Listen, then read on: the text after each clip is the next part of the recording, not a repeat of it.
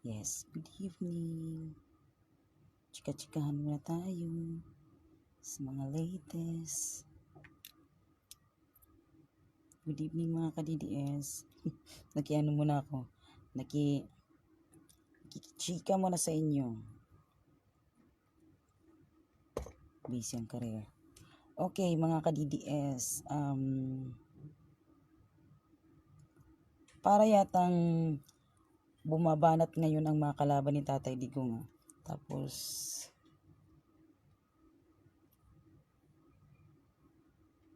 mahina naman yata ang ano ko. Hello sis Ging. Anong latest dyan aside sis Ging? Anong mga chika natin? Anong pwede nating i-ano? So far naman ngayon po, meron tayong 700 something yata na bumoto ngayong araw na to. Salamat sa mga ka-DDS natin na nandun, lead by Iron Rock, sis Yumi, sis Lorna, sila yung nag-asikaso kanina. So at least po 700, so nakarang araw 300. More or less kahapon 10.5 pa lang po yung mga bumoto talaga na percentage. So malaki-laki pa po yung anuhin natin. So please encourage nyo po yung mga kaibigan ninyo, mga ka-churchmate ninyo, tsaka kung sino pa po pwede nyo ma-invite na makapagboto na po, wag po sila makipagsiksikan last day of the election kasi baka po magkaroon ng aberya. So mas maganda po ngayon pa lang po bumoto na po tayo. Oo, yung inasa mo sa akin. Oo, ano ko na yun siya, 60. Okay lang yun. Basta mag-monitor na lang tayo sa lahat ng mga pangyayari kahit kung may mga ano tayo, may na-observe tayo. Pero ngayon, sabi nila, ginamit daw nila na pen is yung ano na, yung hindi na daw yung super sensitive na ano. Hello sis Mary Jane, good evening. Good evening dito galing sa Hong Kong. So far ngayong araw na to, maganda naman daw po ang resulta sa botohan dito sa Hong Kong. At saka 700 ka botante ang nakaboto ngayon. So yung mga response naman nila, hindi na daw yung ginagamit na pen, yung tulad dati, yung super super sensitive ink. Ang ginamit daw ngayon is parang normal ballpen na yata. Siguro dahil maraming nagkakamali dahil sa ballpen na yon. Hello sis Rose, good evening. So yung mga kababayan ko po na gusto pong mag-volunteers, gusto pong tumulong, sana po this coming Sunday pumunta po kayo sa bayanihan at sino po yung pwede din pong tumulong na mag-monitor every day. Lalo na po may mga mahigit 2 weeks, more than 2 weeks pa po tayong kailangan po na may bantay sa bayanihan. So sino po yung available, pwede po kayong pumunta doon. Tulong po sa mga kababayan natin. Marami po kasi na kailangan talaga magbigay ng flyers. Kailangan po natin yung mga ka-DDS. Kailangan din po natin, mas marami po kasi pag sa 28 na naman at saka sa April 1, maraming tao yung pupunta. So pag available po kayo, pwede po kayong tumulong sa amin. Basta mag-bring our own food lang po tayo. Alam niyo naman po, wala tayong budget. Kikibilang po tayo. So yun lang po ang ano natin, magkanya-kanya tayo ng baon. Kasi bayanihan lang po yung ginagawa natin.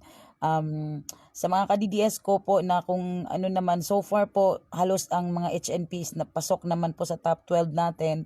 Ang worry lang po talaga natin, yes, oo nga, pray lang po tayo sa earthquake. Alam lang po natin yung mangyayari at mangyayari kahit kahit saan po talaga panig ng mundo, may mga ganyan po talaga na sakuna. So ipag-pray na lang po natin yung mga kababayan natin sa Pilipinas na sana po maging okay naman po halos lahat. Sana po kung slight lang po yung mga nasalanta. So yun po, ang hirap po kasi natin makontrol yung yung mga ganyan na pangyayari. So ingat na lang po tayo at saka kung check natin kung may maitutulong din tayo, kung magbigay tayo ng donasyon, titingnan lang po natin kung sino yung mga kaibigan natin na hingi ng tulong. May box pa nga yata tayong kukunin. Kanino ba yun? Kukunin ko pa yun kasi para sa idodonate din natin sa mga kasamahan natin. So, yun lang naman po ang update ngayon so far. Wala naman masyadong reklamo. So, at least parang gumaganda-ganda na yung machine.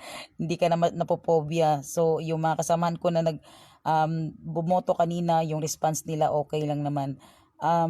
Advice ko rin sa mga ka-DDS ay mga kapwa ko FW dito sa Hong Kong, kung may problema po kayo sa employer ninyo or yung mga kaibigan ninyo na 5 o'clock sis pag Monday to Saturday, O lagi, Monday to Saturday 5 o'clock. Pero pag Sunday 6 o'clock po matatapos yung botohan. So pwede tayong magbigay ng flyers para sa mga kaalyado natin. Kahit papaano po, malaking tulong po yun na may magbibigay sa atin ng mga flyers. Kasi po, yung mga boboto kasi wala po silang idea. Yung iba, marami po talaga wala silang ka-idea kung sino yung iboboto nila. Advantage po yun sa nandun palagi araw-araw. So sila na lang iboboto kasi yun lang ang nakikita nila. Minsan daw, nako-confuse din sila. Kunyari doon sa dalawang manggudadato, number 43 at saka number 44. So, yung mga kaibigan namin, dalawa na daw shades lalo na pag wala silang dalang kopya. So mas maigi po, may kopya kayo, pakisabi sa mga kaibigan ninyo kung wala mang magbibigay doon, mag-aroon na sila ng sarili nilang listahan.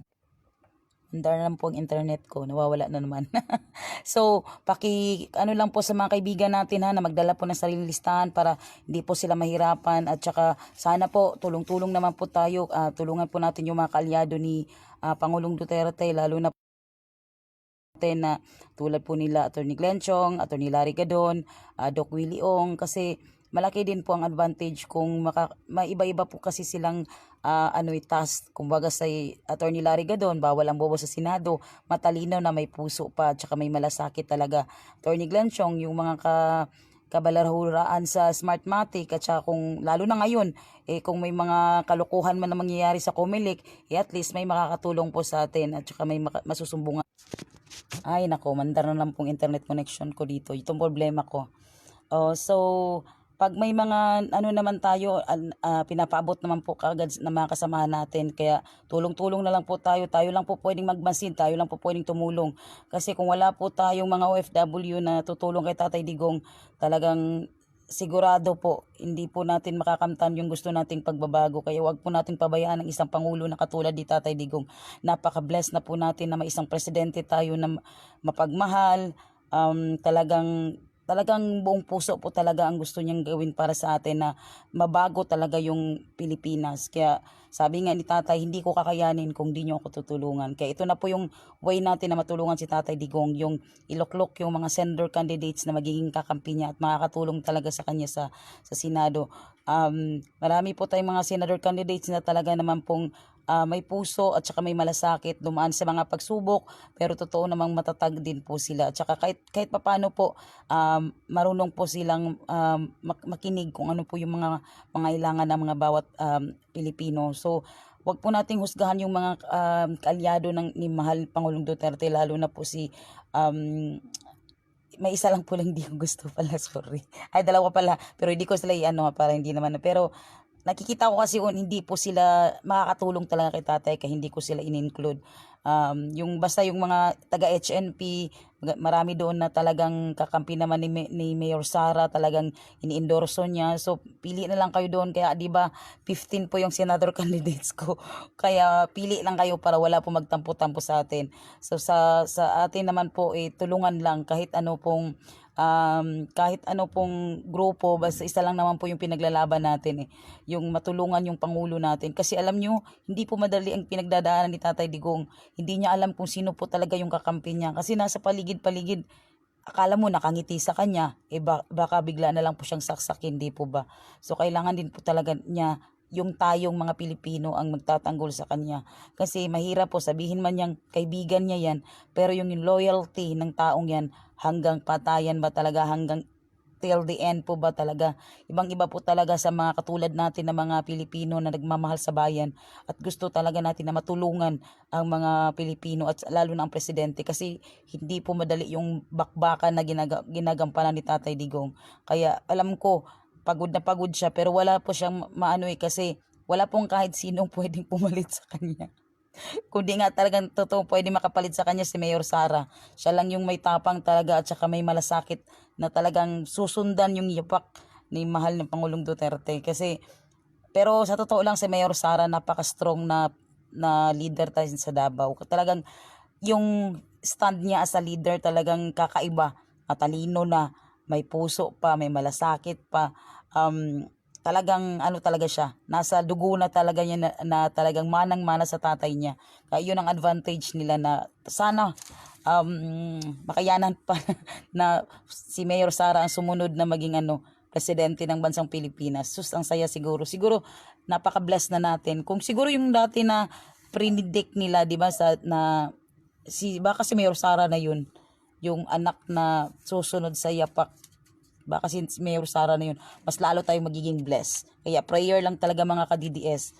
Natutuwa ako sa mga ka-DDS ko kahapon na talagang pagod na sila. Talagang alam nyo yung pagod, yung ang sasakit na ng mga paa nila kasi sa kakatayo para magkuha ng mga bumuboto. Tinatanong nila, ma'am, binoto nyo po ba si ganito, binoto nyo po ba si ganon. May mga rejection, may mga iba naman napaka-arte, yung iba naman napaka-suplada, yung iba naman napaka-mabait. Pero yung mga DDS na talagang talaga napakasaya, makita mo talaga yung mga karakter ng mga tao.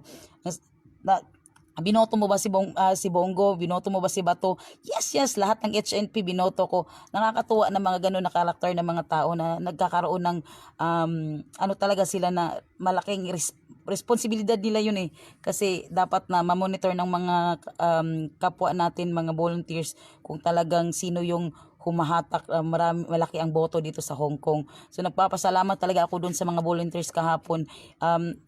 Since Friday, Saturday na nagpaulan pa nga, binagyo pa sila, talagang nagsakripisyo po talaga sila. Nakakaano po talaga ng puso na may mga taong ganun din nagsasakripisyo para lang talaga makatulong sa inang bayan natin tsaka sa mga kandidato natin. Wala yan silang bayad, wala pa silang libreng pagkain kung tutuusin. Minsan bayanihan na lang, kanya-kanyang dala ng pagkain, tapos yun i-share namin. Kahit simpleng pagkain yun, basta masaya na po kami. Minsan yung dried fish, siguro nandun yung bulad sa amin sa Bisaya, yun masaya na yung mga kasamahan namin. Tsaka ang ko sa kanila, bakit nyo ba rin ginagawa to? Sabi nila masaya din na makakatulong kami sa bansang Pilipinas. O hindi mo yan sila pinipilit ha, kusa silang pumupunta talaga sa bayanihan para tumulong. Tsaka yung iba, alam ko marami din silang gawain, pero kusa silang pumupunta na, ma'am, tutulong kami, ma'am, kami, mag-exit poll kami, ma'am, bibigay kami ng flyers. So nakakataba ng puso na dahil sa Pangulo natin, hindi ka na makakita ng mga taong ganun, yung hindi naman sila kilala ni Tatay Digong, hindi rin naman yung iba nga, hindi naman masyado namin kilala, pero lalapit sila na, ma'am, tutulong kami. Sana ganun lahat ng mga Pilipino. Dapat ganun yung natin nagtulungan tayo, magkaisa tayo, kahit sino man po yung mga nailangan ng tulong, nandiyan tayo, willing tayong tulad ni Ging. Ngayon may tinulungan na naman siyang isang OFW dito sa Hong Kong na na-admit sa hospital, 2 buwan na daw, hindi na pala na-report sa konsulado. Yung mga ganun ba? Kasi masarap kaya na tayo mga Pilipino nagtutulungan, nagkakaisa tayo para sa bayan. Tsaka yung wag na nating hayaan na tayo mismo yung magkakasiraan dahil lang sa mga iba-iba yung natin. Kumbaga, respeto na lang kung ano man yung meron. Kasi hindi naman talaga natin ma-please lahat ng tao. Ang nga namin, magkaiba man tayo ng opinion, magkaiba tayo ng ginagawa, pero bilang Pilipino, isa lang yung natin, gusto natin pagbabago. Kaya in-encourage ko nga yung mga ka-DDS ko, mga OFW na lumabas kayo sa bahay niyo, bumoto kayo at magtulungan tayo. Kung may problema, malalapitan nyo kami. Maraming mga DDS na willing tumulong. Hello Sis Malioni, ito si Sis Malioni po, sa Kuwait siya din nagre-rescue ng mga kasamahan natin doon pag meron po tayong mga kababayan na nangailangan ng tulong. Yan sila Matang, yan sila Blue Skies, yan talaga yan din silang tumulong. Sa totoo lang nakakataba ng puso ng mga Pilipino, open na tumulong. Sa totoo, wala naman yan silang bayad hindi rin sila umaasa ng appreciation. Tulong lang talaga sila na gusto nila galing sa puso. Dahil sa isang presidente na meron tayo, siya yung naging ehemplo natin. Ako, nagsasakripisyo ako, hindi ako para magpasikat. Gusto ko lang talagang tumulong bilang isang Pilipino. Kasi hindi kakayanin ng isang pangulo na mamonitor lahat ng mga Pilipino. So tayo magiging way na mapaabot yun sa gobyerno. So di ba ang sarap kung lahat ng mga Pilipino tulong-tulong. Ito sa ibang bansa, ito sila Mama Leonie sa Kuwait, sila Sir Matang sa Jordan pa ba? Lahat ng Pilipino, kung kanya-kanya tayong tulong-tulong, mas mabilis po ang aksyon. Mas mabilis po natin makikita yung improvement natin at saka yung pag may marirescue tayo mas masaya sa totoo lang. Kaya ako sa Saudi si Mama Leonie. So mas masaya pong ganun. Hello Boss Iron Ra, kumusta ang botohan kanina? O si Boss Iron Ra kanina ang nag-ano sa atin. So mas maganda po yung ganun po natin na samahan. Kahit wala po tayong hinihintay na kapalit. Isang pagmamahal sa bayan natin. Alam nyo, wala pong taong magbibigay ng ano sa atin, kundi si God lang. Kasi hindi naman po natin kailangan yung appreciation. Ang importante, mapakita natin sa bansa natin na kahit OFW tayo, kahit ordinaryong Pilipino tayo, nakatulong tayo sa mga kababayan natin. At saka ako, proud na proud talaga ako sa presidente ko. Talagang pinaglaban ko talaga siya. Meron pa akong relatives na na-block ko talaga sa Facebook dahil kay Tatay Digong. Pero dahil sa hinanakit ko sa kanya, kasi niya gabi ang tira niya dati sa ano sa presidente, kasi pala secretary pala siya ni Marojas, kaya yun nag-away kami, kaya ganun ko kamahal ang presidente ko. Oh, kung nakita niyo pa ako nagipagbakbaka nung nakaraan doon sa isang puti na minumura niya inaano niya na sinisiraan niya si Presidente Duterte, ay talagang nakipag-away talaga ako. Yun ang pagmamahal ko. Hindi ko naman po kailangan makipag-away talaga pero wag lang po talagang bastusin ng Pangulo kasi napakalaki po kasi ng parte ni President Duterte sa bansang Pilipinas. Kaya doon po ako sumasaludo sa kanya. Kasi ang bansa natin since day one, nakita natin si Marcos pa lang po talaga yung napaka ganda ng pagdadala niya sa Pilipinas. Yun nga lang po, siniraan po siya ng mga kalaban at saka naging ano lang din po, naging biktima din siya ng mga tao na gusto lang po ng kapangyarihan. Kaya ako, kaya nga siguro naging idol din ni President Duterte si Marcos dahil sa mga ginagawa niya. Dami kasi siyang mga mga nagagawa sa Pilipinas na talagang malaking parte talaga sa atin na matatawag talaga na sa history natin, na hindi lang siya naging kasi ang ginawa ng mga kalaban naman, di ba, sira-sira sa pangalan niya. Kung tutuusin, kung i-check mo pa lang talaga ang niya, kita nyo na napakaganda ng bansang Pilipinas. So ako, saludo ako sa presidente natin, at saka hindi naman siguro perfect ang mga presidente, pero kakaiba lang po yung mga style nila. Ako kay Tatay Digong, kaya nga bumaba talaga ako sa church para lang ipagtanggol talaga siya. Kaya nagpapasalamat ako kay Tatay Digong. Kaya sana po mga ka-DDS, wag po nating hayaan kung sino man po yung gustong tanggalin si Tatay Digong sa Malacanang, gustong palitan ng kung sino-sino man, wag po nating hayaan. Tulungan po natin siya, at saka tayo po ang magiging mata, tayo ang magiging yung pang ni Tatay Digong, protect kung ano man, kung sino man yung gustong sa kanya, manakit sa kanya. Kaya ako, buhay ko itatayo ko para kay Tatay Digong kasi malaki po ang parte niya sa buhay ko at saka sa mga Pilipino at lalo na sa OFW. Kaya kung nakikita niyo ako nagsasakripisyo, dahil po yun sa isang Pangulo na nagsasakripisyo din. Kaya kahit pagod na pagod, kahit inuulan na, binabagyo na, kahit binabash na ako, kulang na nga lang talaga siguro tanggalan na lang ako ng buhay para pero tinitiis ko yun para lang makatulong ako sa mga kababayan ko, kasi wala pong tatayo kung hindi din po kami tatayo, at kung hindi din po kami manindigan sa adhikain namin na pagtulong at pagiging guide sa mga kababayan naming OFW, wala pong mangyayari sa mga pinaglalaban natin. Kaya go lang tayo mga kapwa ko OFW, kapwa ko mga ka-DDS. Sana po magkaiba po tayo ng grupo, magkaiba man tayo ng gawain, pero pagdating po sa pagkakaisa pa sa bayan natin, kasi one love, one nation, isang flag lang po tayo. Kaya doon po magiging guide po natin si God, at saka sa puso po natin ilagay po natin palagi si God, kasi we transform as Christian. At saka masalamat po tayo na may presidente na ibinigay si God na siyang magliligtas at tutulong sa atin, na mabago ang imahe ng bansang Pilipinas. Alam niyo naman po, kung nakita niyo po sa United Nations before, na di ba sinabi nila, Philippines is the worst, the Philippines is the most corrupt government. Kaya ngayon, binabalik lang po ni Tatay Digong ang pangalan ng Pilipinas na maging malinis, maging progresibo, maging hindi kinatatakutan, kundi minamahal ang Pilipinas. At saka tayo yung makakatulong nun, walang kahit sino. Dahil hindi mo naman pwedeng i-rely kay Tatay Digong lahat ng gawain sa bansa natin Tayo mismo makakatulong kay Tatay. Kaya ako encourage ko kayo, tumulong tayo sa mga kababayan natin, gumalaw talaga tayo, hindi lang tayo pwedeng mag-rely sa gobyerno. Huwag nating unahin yung hinanakit, huwag nating unahin yung kung ano yung ikakasira ng gobyerno, kundi unahin natin kung ano yung ikakatulong natin sa gobyerno at sa mga kababayan natin. Kaya kung bakit ako nag-iingay sa social media, bakit ako tumutulong sa mga kapwa ko OFW at mga kababayan ko dito sa abroad at saka kahit saan mang panig naman dahil po sa isang pangulo na talagang nagbibigay ng lakas sa akin. Kaya hindi po madali ang ginagampanan kong task. Alam niyo bakit? 1.5 hour po yung biyahe ko papuntang Central, pabalik na naman 1.5 hour. So almost 3 hours yung ginugugol ko. Pamasahe ko, pagkain ko, siguro mga more than 100 Hong Kong dollar every Sunday. Minsan babili pa kami ng pagkain. So talagang sakripisyo po talaga. Kasi instead na gumala-gala ako kahit saan, inuuna ko na lang po yung muna yung na makatulong ako. Kasi wala pong magsasakripisyo kung hindi po tayo lang. Tayong mga Pilipino, ako, ini-encourage ko kayo, tumulong mo lang tayo. Kahit simpleng lang, bigay ng flyers, bigay ng mga, mag-check ng mga ng exit poll. Malaking bahagi na po yun ang pagtulong natin sa ating Pangulo.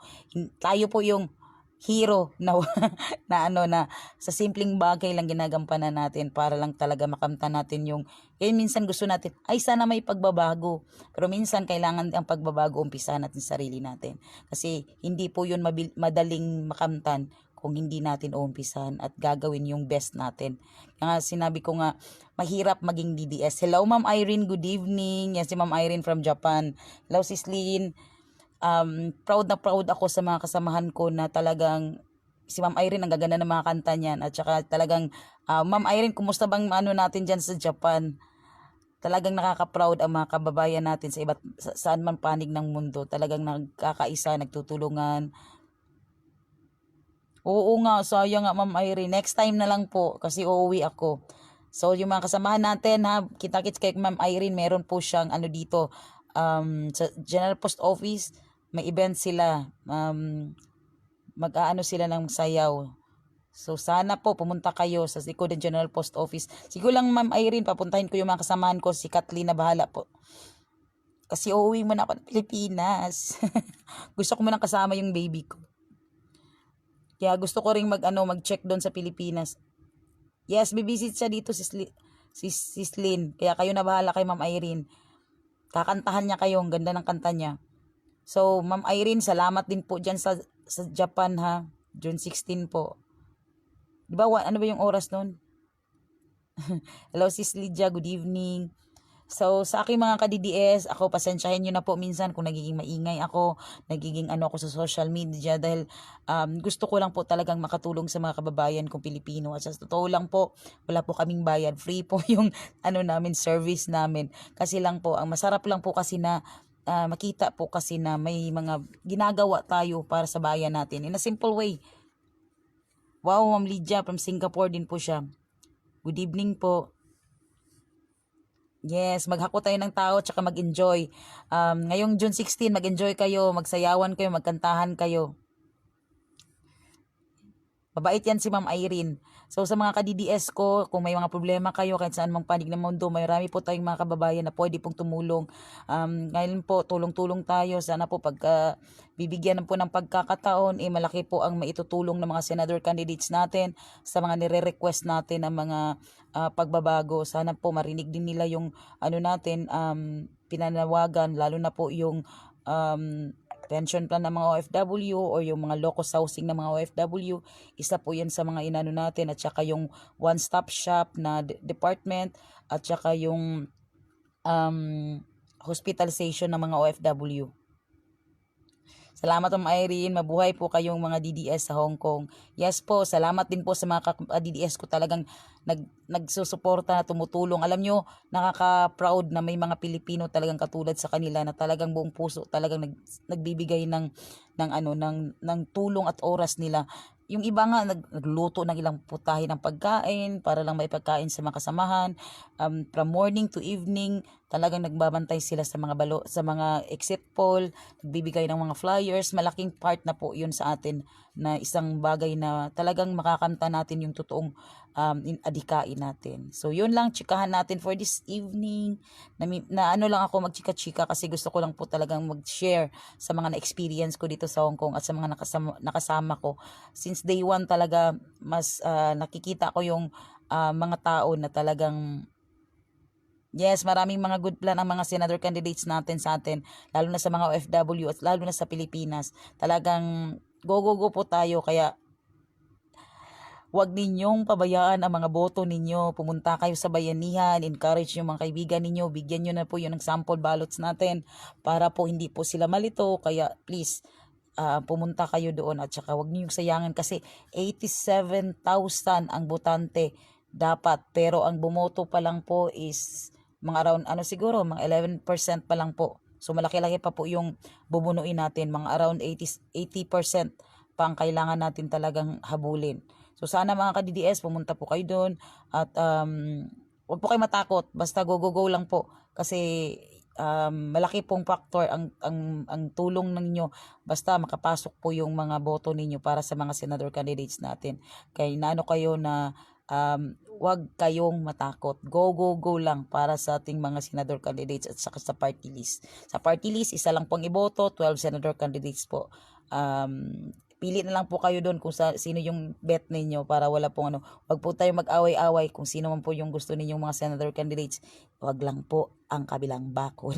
Basta pasok lang po sa HNP, pasok po sa PDP, at pasok din po sa sa gusto nyo i-inbox ko na po kung sino yung mga senador candidates na gusto, tsaka yung party list po walang problema kahit sino po doon, tulad po ng PBA party list, AXIS, AA Kasosyo, at saka Duterte's Youth, tulungan po natin yung mga kabataan natin, at saka OF Juan Movement, Wow Pilipinas, at saka One Pacman, yan mga kaalyado ni Tatay Digong yan. Ano pa ba yun? Madaming, hindi ko na memorize lahat.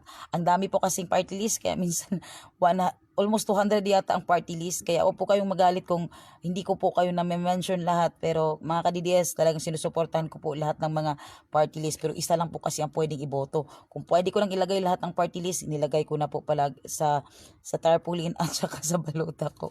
Pero isa lang po talaga. Pero dala-dala ko po yun kasi yun po kasi yung nauna ko na na kilala yung 4 na party list, kaya yun po ang nasa tarpaulin na natin. Pero kung sino po yung bet ninyo at sino yung sa tingin ninyo, ano pa ba yung kay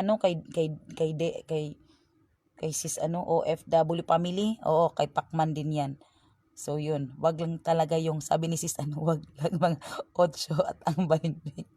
Yes, basta please tulungan natin ng mga natin, wag mga 8 diretso kasi masisira talaga ang diskarte natin. Talagang wag na nating ulitin, wag na nating hayaan na may makapasok pa na katulad nila kasi po ang laki na po ng nangyayaring pagbabago sa bansang Pilipinas. Pag nagkamali tayo ng pinili, baka sisirain pa yung diskarte natin at saka yung mga naumpisahan na ng Pangulong Duterte. So yun lang po, baka alam mo yung oust Duterte yung ginagawa nila sa Diyos ko. So yun lang mga ka-DDS. Huwag isama. Ayoko na sabihin yan. Baka maano na naman ako. Majombag na naman ako, peace na lang. Ayoko na ng war, love na lang daw. So yun, ganito na lang daw. O yan. Kasi bawal daw magkipag-away. Maging mapagmahal na lang tayo. Kasi Kwaresma. Sige mga ka-DDS, good night sa inyo and thank you po. Kung may mga problema man po, let us know na lang, tulong-tulong tayo. At kung may maitulong man po kami, kailangan ninyo ng listahan ng botante, i-PM nyo lang po ako para i-share natin. Bibigyan po namin kayo ng guide kung sino po yung mga iboboto natin. Wag lang po ang mga kabilang bakod. Ang importante, kaalyado ni Tatay Digong. Tsaka, si Glenn Chong, si Gadon, at saka si Doc Willie Ong. Suportahan din natin yan. Wala naman pong problema sa kanila. Talagang po talaga yan sila. Sa ibang lang sila, pero yung naman po nila, puso nila para sa mga Pilipino naman. So yun lang. At saka salamat sa inyong lahat. Bye-bye. Good night na. Matulog na kayo and mag-beauty rest para lahat tayo ay mag-beauty at less stress. Huwag na tayo magpa-stress sa mga negative na sa paligid. Ang importante, hello Ate Himina, good evening. Mag-enjoy tayo and life is so short. At saka kailangan natin maging positive palagi para ang aura is maganda. at saka yung mind natin is puno ng pagmamahal at puno ng kapayapaan. Yun ang mahalaga. Kaya ako ay, Diyos ko, ignore the stress. So, good night na mga ka-DDS. God bless ating lahat. At keep on praying para sa bansang Pilipinas. Sorry po sa mga taong na ng lindol. Sana po pag-pray po natin sila na sana po maging okay yung ibang mga kababayan natin. Sana wala pong nasaktan. Pero hindi po natin control po kasi yung ganun na mga pangyayari. Nasa Bible na po kasi yan. Sa ingat na lang po tayo. At prayer is the best weapon sa buhay natin. So mga Christian ko na mga kaibigan, keep on praying po. Kayo po kasi po yung mas malapit kay God at saka mas strong yung faith ninyo. Yes, Islin, thank you sa sa lax. Mas lalong gumaganda, mas lalong magiging young pag nag-promote patuloy ako ng lax. So yun, ay lax ba yun? Tama ba yun? Yun nga. Oh, sige mga ka-DDS, good night na po at saka sa uulitin, huwag kayong magsawa. Dito lang po ako, dito lang po mga kapwa natin Emilio Aguinaldo DDS sa Hong Kong na willing magsakripisyo at willing tumulong. Diyan lang po yan sila. Pag katukin nyo, bubuksan po kayo ng mga pintuan yan. Bye-bye na po. Good night. Mwah.